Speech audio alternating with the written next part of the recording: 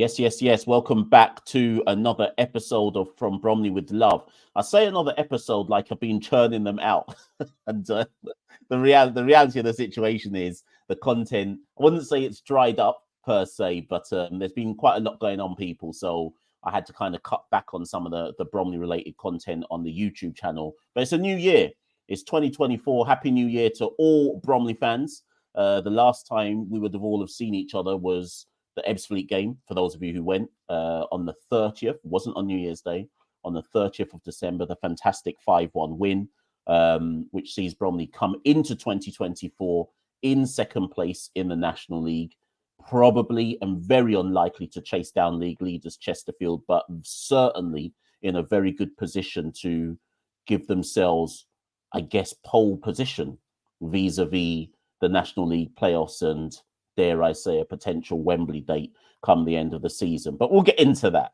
This particular episode, you can see my co-coms with me, Colin on the side of the screen as well. And in fact, actually, before I talk about this episode, Colin, how are you doing? Happy New Year. Yeah, I'm good, thank you, mate. Yeah, thanks for having us back on, and Happy New Year to everyone watching. Yeah, for real.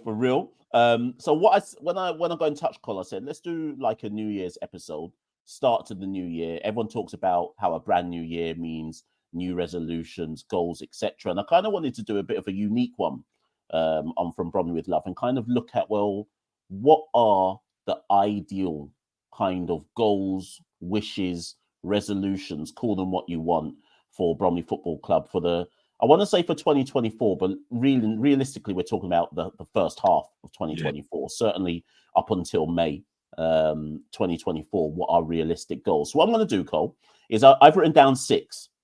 Right. And I didn't overthink it. I just literally got a pen and just riffed straight off the top of my head and said, what are some goals? What are some wishes that I would love to see for Bromley come 2024? What I'm going to ask you to do, and obviously everybody watching as well, is just respond to them. Just respond to them. How realistic do you think they are? And then come the end of my resolutions, Cole, I'm going to come to you and see, have I missed any out that you think are realistic goals or wishes for Bromley Football Club in 2024. Cool. All set? Yeah, good. Okay, so without any further ado, I should have written these up beforehand, so I could put them on the screen and be actually professional. But I'm going to do it now whilst I'm talking. So, goal number 1, resolution number 1, promotion to EFL 2. And Cole, let's be real. I've been watching, my first Bromley game was in 1996. Yours, was yours again 1977? 77? Yeah, 1977, right? I still have to pinch myself every now and again when I say to friends, colleagues, people who loosely know about Bromley, yeah, we're in with a shout. We could get promoted to the Football League.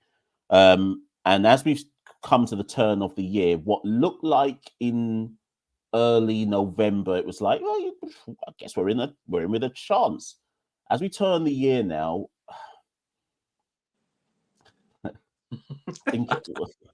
we have to be realistic.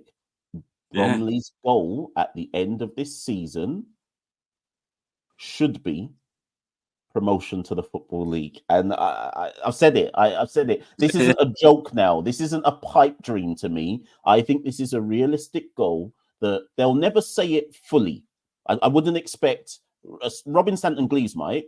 I would expect Andy Woodman to probably show a touch bit more caution in so much as, yeah, that's our goal, but he's not going to be like, that's the be all and end all type thing. If you see what I mean, he's not going to go fully in, right?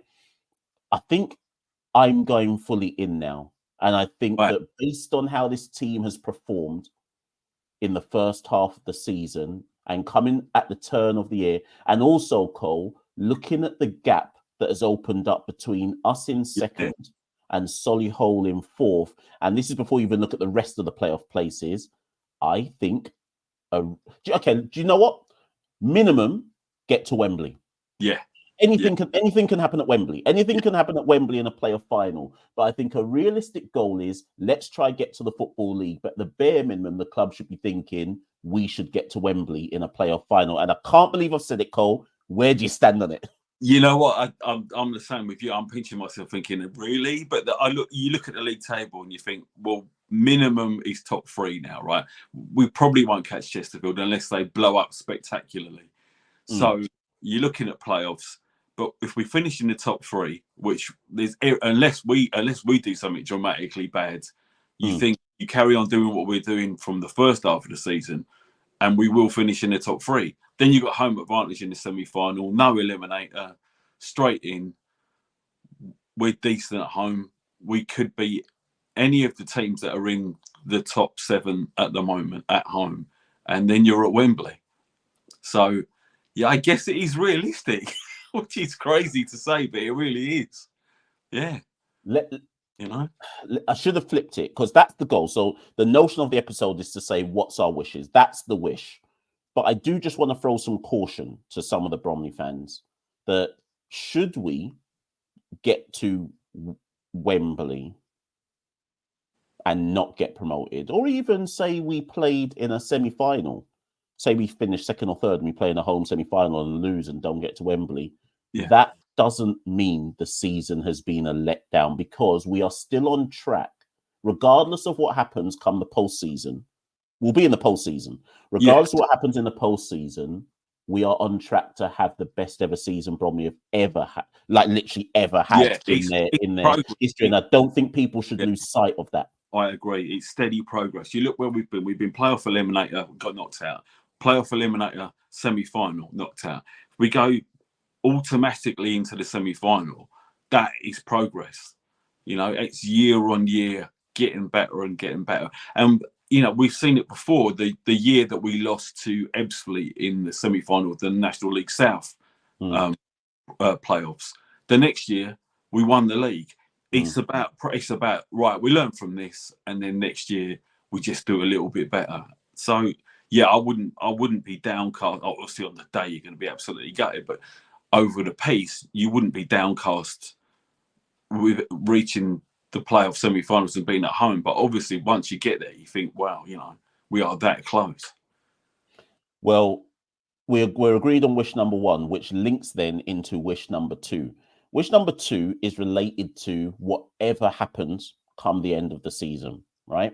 Now, if come the end of the season we get promoted, or even if come the end of the season we don't get promoted, this is my wish number two. We retain our best players. Yeah. Now, it is open to debate who our best players are, but just for argument's sake, at this juncture, at the start of 2024, with success comes attention, right? And we are in a situation where come the end of 2024, Andy Woodman could have to rebuild again, right? Because of the eyes. There was, I wrote about it in the post Ebbsfleet game, the 5-1. There were double figure scouts in the stands at that Ebbsfleet game on the Saturday, right? Well over 10. Now, obviously, we know a lot are watching Ben Crowhouse, but they obviously are probably watching Besart Topoloj as well. They're probably watching Alex Kirk as a loanee, assuming that he doesn't let Arsenal may or may not let him go, right? They're watching Alex Kirk. Who else have we got? Lewis Lee. Yeah, they're probably watching Lewis Lee. He still runs out 6th of January, right? Right, yeah. So do Preston extend, or do Preston think, actually, do we lend him to someone in the Football League now for the next months? Yeah, and I'm going to get into that as well about the loanees, because I've got that as a separate one. But even if you've been watching Bromley over the last, since Fella joined, there's even an argument to say that people are looking at Fella and his impact on Bromley and going, hold on a minute, because effectively Fella has gone from being a striker that a lot of people rate but probably didn't have the goals per game ratio. He's come to Bromley and found the goals per game ratio that has made him a hot shot. Like, I want to say it's 9 in 12 since he joined the club, or maybe 9 in 13. I can't remember off the top of my head. And that's before we count the assists, right? So there is a part of me which is like, when the new season starts, when pre-season starts in 2024, 2025, we could be facing another rebuild. Now, every season, Andy has managed to rebuild. At the back end of last season, we lost Dej on, obviously, because he was a loanee. We lost Ryan Stirk because he was a loanee. We lost Kellen Fisher, and he managed to. Yeah, you could even. I don't know if you'd call it upgrade, but he managed to replace, and we've got better. Right. So you don't want to get in the way of a young player's progress. And I would never say that Ben Crowhouse should stay. Like if a championship club comes in for him, dare I say even a Premier League club comes in for him, you got to go. If a League One club comes in for Bez, you got to go. Like do you know what I mean? We can't stand in their way. But if we're trying to have things our own way, we got to try and retain our best players. Yeah, absolutely, definitely. Yeah. Sorry, go on. You got to keep the experience there as well. You need to keep Corey. You need to keep Cheek. It's you need to keep the core of the team. Callum, you've got to keep the core because you need to build around them. And to have gone, however close we go, we need to. Yeah, it might well be that he's got to replace all the loanees again, but he's done it again this year. So you got to back him to do that again next season. Which links, so all the points thus far are seamlessly linking to each other. This links into my wish number 3, which you've just mentioned, the loanees. Yeah. Now, we are faced with a situation where it looks like Chin's already gone. I think he got an injury. I suspect he may have gone back to Millwall. I don't know for certain. That's not been confirmed. As you said, Lewis Lees is set to run out. I don't know if he's allowed to play on Saturday against Maidenhead. It may run out before that. Who else was a short-term loanee? Ryan Jones, his is due to run out because his was to January as well. Dej got recalled early, so he's already gone. Alex is here the whole season. Kiddo Taylor Hart is here the whole season. Right. But Andy Woodman, every season he's been here, he has utilised the loanee market. Go back a couple of seasons, Ellery Balcom, Ali Al-Hamadi. He's utilised this. He's not afraid to dip into the loanee market. But there is a bit of uncertainty going into the second half of the season that even though we're strong, even though we're good, the loanees have offered squad depth. And I guess the wish that I'm expressing here is, in an ideal world, we just retain everyone. And we ask the clubs, I'll give us them again for another 4, 5, 6 months, whatever it might be. But here's the problem, Cole. If I'm as you correctly pointed out, if I'm a Football League club and like someone like Lewis Lee, is there a benefit to saying we moved hell and high water to get Lewis Lee to come here, right? Yeah. But do Preston say, well, actually, okay, we've been watching him, he's done well, now we want him to go to League 2. The club didn't expect Charlton to recall Dej. And now Dej isn't even playing again. Like he's not even on their bench, right? But this is what can happen with loanees. So, what's your stance on all this, Cole? Yeah, I mean, if we can, we need to retain all of them, as you say. But also, we have to remember that I think it was January last year we got Stirk in. January last year we got Deji in. So if they go, you kind of think it'll probably uncover another couple. But yeah, in an ideal world, you'd keep Lewis Lee to the end of the season. I'm really pleased that we've got Kirk to the end of the season because I think that's really important. And you keep the others or similar because we need to bolster the squad. The squad in itself, if it's just contracted Bromley players, is too light. It needs, and we know like the business model is to bring in loans to bolster the squad and to improve it.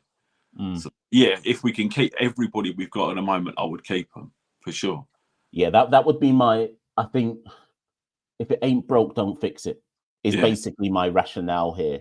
And with the loanees have shown us that they, like even Ryan Jones, right?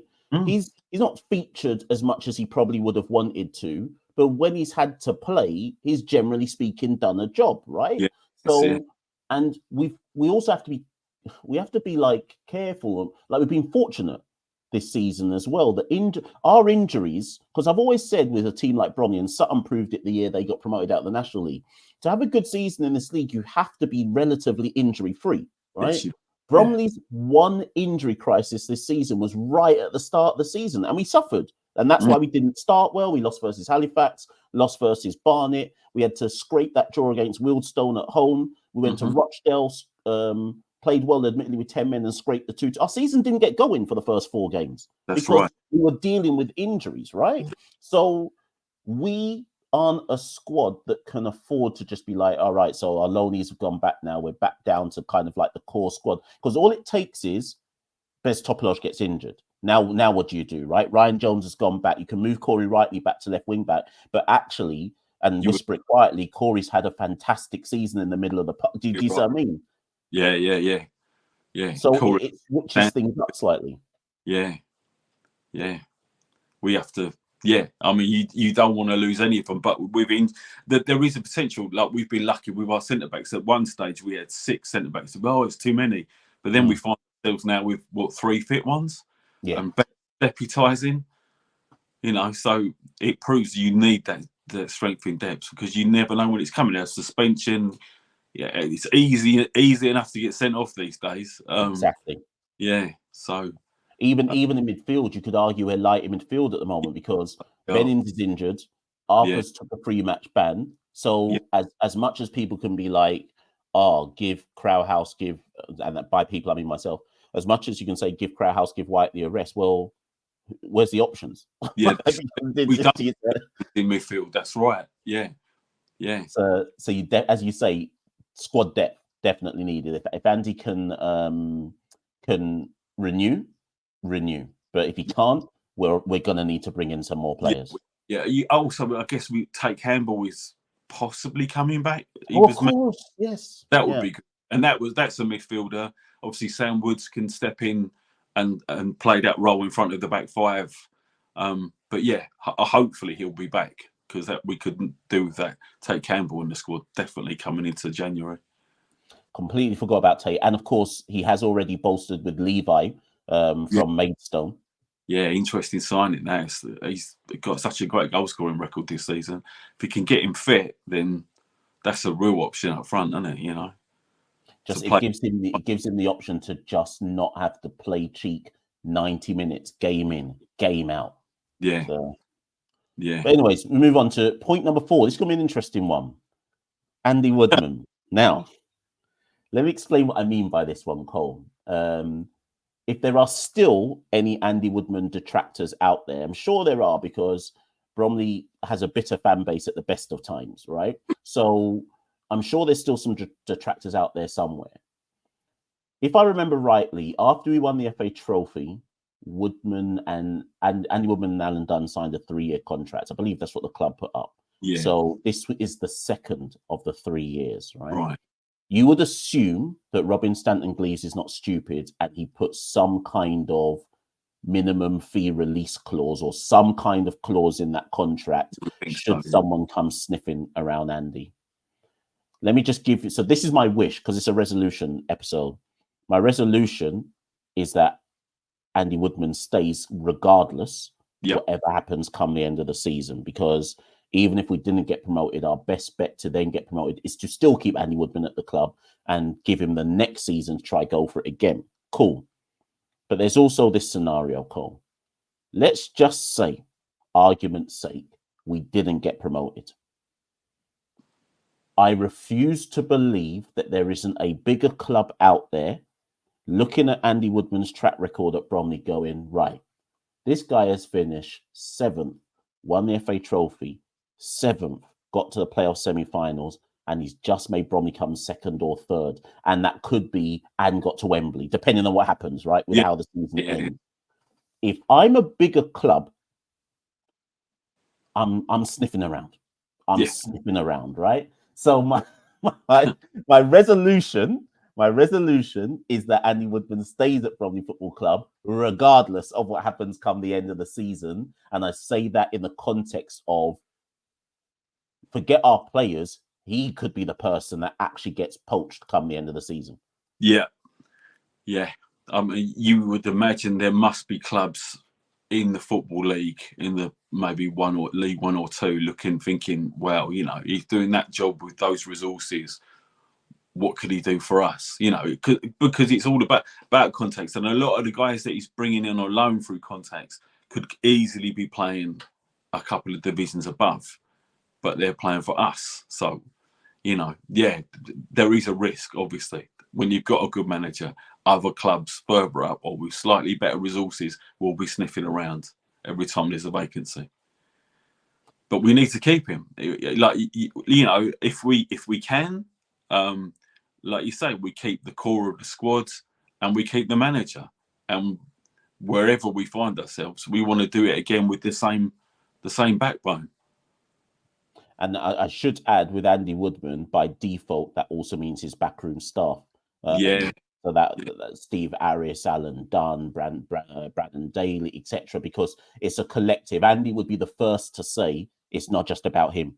He would talk about everybody that's playing a role behind the scenes. And like I say, Robin Stanley-Glees isn't stupid. I'm sure this is all crossing Robin's mind.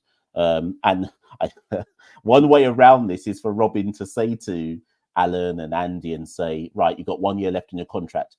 Here's a contract renewal. Do you see what I mean? You pay people for the job that they have done, you know? Yeah. So we shall see. Yeah. Moving swiftly on. Crowds. So my wish is that we end this season averaging over 3,000. Yeah. Now, for that to happen, I think at this halfway stage, the season average, if someone like Jeff is listening to this, he'd be able to clarify it for me if this is actually correct. But I think our season average at this moment in time, roughly, is about 2,300. Right. Now, that's without us having someone like Chesterfield come. I'm sure the Chesterfield game will be a very big gate and so on and so forth. Obviously, we've suffered this year because Wrexham aren't in the league anymore, Notts County aren't in the league anymore. So you could argue that without two of the biggest gates, it's natural that your gate share goes down. We had 4,109, I think it was, 103 at home against Ebbsfleet, which I think was an exceptionally good crowd, right? Yeah. I still don't know where, although my wish is over 3K, I guess what I'm asking you, Cole, is that realistic? Is it realistic? I know Robin has always said he thinks that given that Bromley's 300,000 as a population, we should be able to get 3K. But in all of your years of watching Bromley, and obviously we've seen this club have a meteoric rise in the last 15 to 20 years. Yeah. I don't know if we're capable of an average of 3K. That's not because I don't think the club isn't good enough or big enough to get that. I just think that when push comes to shove, unless it's a special day like the 30th where none of the London clubs were playing and we could push it and be like, oh, come watch Bromley. And then you get a crowd of 4,000. Generally speaking, I think it's hard for Bromley to get over 3K unless it's a big club visiting. Yeah, I would agree. Yeah, I think like you're looking at 2.5 regularly, right? Even with if Palace and Mill and Charlton are playing, you know, you're getting over 2,000 for a home league match now, which is phenomenal, right? But for gates to be like 3+, yeah, you're looking at one of those clubs not being at home, or you're paying someone really, really big. From a punter's point of view, anything over 4 is uncomfortable. You know, it's like I say to my son when we get there, like, if you want anything to eat or you want a drink, get it now, because by 3 o'clock you won't get anywhere near any of the facilities. So if we are genuinely looking at those crowds, then we need to improve everything. But I would say, 2.5, I would say, is realistic. 3,000 average, we're probably going to have to go up to get that. But if we do go up, I think you could be looking at crowds of nearly 4 every week, every home game, because people buy into it, you know. And as soon as that, what, Football League, all of a sudden it's like they're not a non-league club anymore. so you'll get more people down there. It's almost like you know what's coming next then, because my next resolution, and possibly the final one, the ground. Now, I've put new ground. I don't mean new ground as in Bromley need to move. I mean an upgraded ground. Yeah. Now, the latest that I've heard is that I never know which side's which in the... What side's the bowl side? Is that the east stand? What do you call that one? The away terrace. Yeah, I think that's it. Is that East Terrace? Let's call it east for now, right? Yeah. Now, the plans, as I understand it, is that they want to build a brand new stand all along that. Obviously, I don't know how many people are privy to like the plans that have been submitted to the council, but they kind of want to do not similar to the Glen Beverley one, but just something along the end which has a roof and a walkway behind it, elevated seats. I think it is not. I don't know if it's standing or if it's seated along that way, right? We have to give the away fan seats if we go up. So yes, there'd have to be some seats on that side, right? If they now, as I understand it, the club has been granted the permission to get it done. I think they're looking for funding, in to be national grant funding or whatever it might be, to get all of the funds together to be able to do it, right? I know that there are some fans who will say, but I miss the good old days of and the rustic sense of what Bromley used to be, and it will lose its kind of non-league essence once we put a brand new stand along that kind of cricket, say bowls, the cricket ground end, I should say. Yeah. But you can't stand still. You can't stand still, and I'll always remember fondly what Bromley's ground used to be.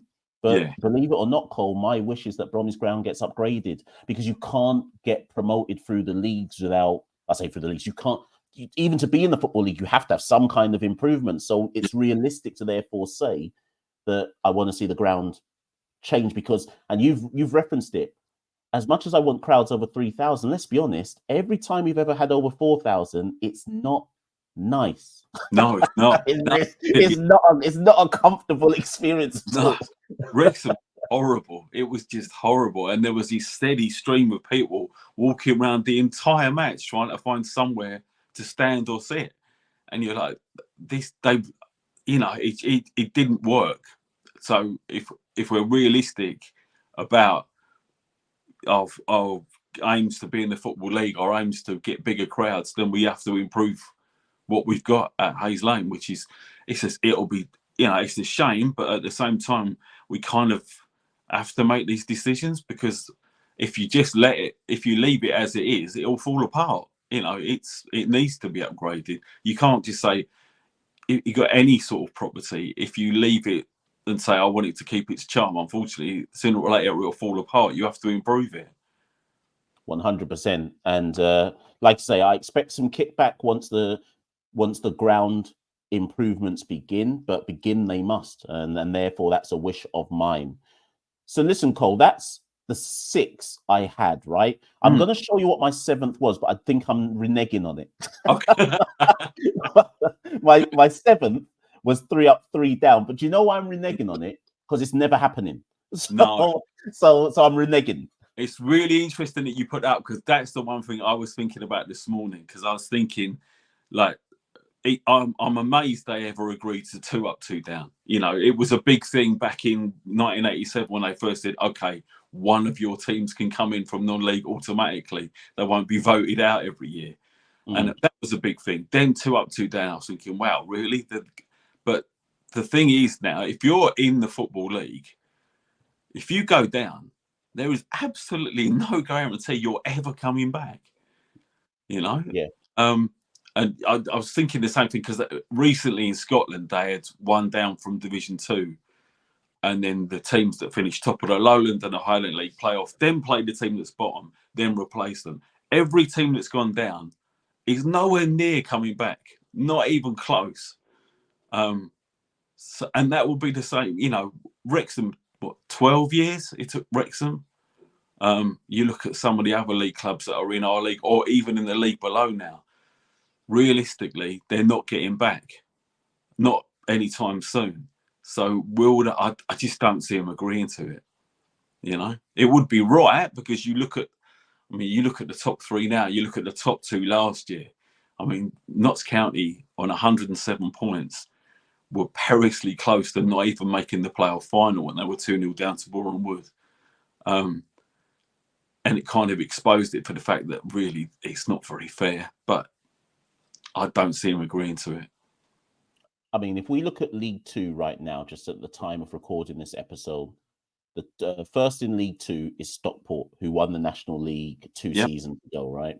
Wrexham are third, who won the National League last season. Barrow are fourth, who got promoted. Did they win it in the COVID season? I feel like they won it in that. They won this. No, they won it when the season got curtailed, and they won it on points per game average, right? So Barrow won it in 2020, I want to say, right? Yeah, they did. Notts County are fifth, who obviously won the playoffs last season. Yeah. So 4 of the top 5 currently in League Two are former National League clubs in the last 3 seasons, right? Now, obviously, some people will go, yeah, but look at Sutton. Sutton are bottom 2 now in League Two. Yeah, but that's their 3rd season of being in League Two, and they are probably the smallest, if not one of the smallest clubs in League Two. For them to have gone up and survived, as much as obviously Bromley Sutton, for them to have gone up and survived for 3 seasons straight and got to Wembley in the Papa John's final as well, just missed out on the playoffs. Harrogate are still there. They're 14th. They went up 4 seasons ago. So the reason why it's a wish is because when you just extrapolate it, the teams that go up don't come straight back down. The teams that go down, generally speaking, struggle to go back up, right? So if we look at the National League right now, let me just bring the table up, right? You've got Chesterfield, former football, obviously they're winning it now, former Football League club, but they've been here a while, right? Yeah, I have. Barnet, third, they've been here a while now. Oldham, 9th, still didn't get in the playoffs last season, not even in the playoffs right now, although they could become the end of the season, right? Rochdale, relegated last season, 10th, scrolling down. Dagenham and Redbridge, former Football League club, you could say they're properly non-league, but the point is former Football League, struggling. Southend, obviously lots of historic problems. 17th, struggling. Hartlepool, relegated last season, 18th, struggling, right? So the notion that there is a gap between League Two and the Football League is just League Two and the National League is just a nonsense. Because if anything, it's the Football League clubs that struggle when they come to the National League, not the other way around. But probably that then actually just backs your point up as to why the Football League clubs don't dare vote to go 3 up, 3 down. Yeah, that's right. You look at Scunthorpe and Torquay, and they've gone again, haven't they? You know, it's Yeah, so I think that's probably why they won't vote for it, because they think, well, I don't know if we're ever coming back, you know. So that's the 7, if we include 3 up, 3 down. That's the 7 that I've got. Is there anything that I've missed that you feel should be a wish or resolution for Bromley in 2024? No, I think we covered pretty much where we'd like to see it go, isn't it? It's get to Wembley, improve the grounds, keep the squad, keep the manager, and we'll all be very happy. It all sounds very simple. Yeah, it really does, doesn't it? Let's see where we're at when we meet again at the end of May. Let's see what we're saying. Do you know what, though? Because this is the first episode of the year, I'm going to ask you to kind of put your neck out here. Okay. I sent 2 good friends of both of us a message, I think yesterday, in fact, or maybe a couple of days ago. And I said, I think Bromley will make it to Wembley this season. That's my prediction. I said, I think we'll make it to Wembley this season. But once we get to Wembley, a lot will depend on who we play. Absolutely. Right? Yeah. And what I meant by that I said, for example, if we got to Wembley and we played a resurgent Oldham who had hit form at the right time and got into the playoffs, knocked out whoever they needed to knock out, to then knock out whoever they needed to knock out in the semis, to then get to Wembley, I'd be like, we're playing a bigger club here with a much bigger budget, And as much as we'd go in as, Bromley finished second or third, it's not as straightforward as that. So I said to them, I can see us getting to Wembley, but that doesn't mean that Wembley is a straightforward event once you get there. Yeah. So that's me putting my neck out. What are you saying? Yeah, I'm saying that. Funnily enough, I've been going through the same thought process as you. I agree. I think Wembley. Yeah, I can see that. I've looked up when it is, just so I know. Just to keep. Sugar, when is it? I haven't even looked up. I think it's the 4th of May. I think it's. You know what? I'm not even. No, I'm not tempting it. I'm not even tempting it to even. I thought I'll just look to make sure I'm not on holiday or something ridiculous. And then, but yeah, I think, like you say, you're in a cup final situation then, and if you're playing a team that's got a massive support and a heritage like Oldham, for example, then yeah, who knows? Like it comes down to one match, doesn't it? So, and as soon as you're in the final, it doesn't matter where you finished. You've seen it hundreds of times before with the playoffs. A team finishes 12 points behind another team, but beats them because they've come in with momentum. And that's what playoffs are all about. You've got to go in form. We did that to Woking last season. Yes, everyone forgets that. But when we played Woking in the eliminator, Woking had been second and they'd been third and fourth the whole season. That's right. Pretty much, right? The gap between them and us in the end was something like, I want to say it was 10 points, maybe 9 points. But we came into them with the momentum. Yeah. And therefore, it wasn't as much of a shock to me when we went to their place and knocked them out. No. But for a sending off, we may well have even knocked Chesterfield out and gone to Wembley, Even Notts County, as you say, I know Notts County ended up winning the playoffs, but when you actually look at how it went down, Boreham Wood were 2-0 up. If it wasn't for a last-minute equaliser, Boreham Wood would have knocked them out. And even at Wembley, Chesterfield were like a couple of minutes away from winning the game at Wembley. So. That's right. Yeah, exactly. Yeah. So, ultimately, fundamentally, it's nuts that we sit here at the start of 2024 as long-standing Bromley fans going, yeah, I think we'll get to Wembley. Yeah, I know. I sort of... But do you know what? The one thing that we must say, is get into Wembley, and this is the good thing about Bromley, if we did it, it's not a big deal anymore. So what I mean, sorry, let me rephrase that. It's a big deal getting to Wembley, but what I mean is we've done it twice now. Exactly. So, and more importantly, 6 years. when we did it beating Wrexham, a lot of the players who were there are still here now, right? So the kind of, if we got there, I wouldn't be sitting there thinking, flipping hell, I hope we're not overawed by the occasion. I wouldn't be expecting that part. We can get beaten, we can get outplayed because we just got outplayed, but I wouldn't expect us to be going, if we get to Wembley or got to Wembley final, thinking, oh my God, we're at Wembley, we could be in the football. I wouldn't expect that part. No, I agree. I think we've because we've been there before, because we've gone into a game where we're not favourites. I think that will almost suit us. Yeah. Yeah. But you know what? We can say all that. There is still a lot, There's a long way to go of football to be played. For all we know, come April 2024, for all we know, Bromley might have won the national. They might have won the National League. and but also on the flip side, we could have ended fourth. So there's no guarantee that we're even going to end second or third. We could actually slip out of second or third and end up having to win an eliminator to then play second or third. So there's a lot of football still to play, Cole. Mm-hmm. And that's why I guess we called this one a resolution one, because this is the best, our wishes for the best case scenario. Absolutely. Yeah. So thank you to everyone who's joined in, watched this, listened to this, etc. By all means, as ever, if you're watching this on YouTube, like it, share it, subscribe, leave a comment, etc. If you read the description below, you can find out how you can support all the content that goes in from Bromley with Love. Colin and I will try to be back more regularly in 2024, but that requires me not being committed to some other stuff at the same time.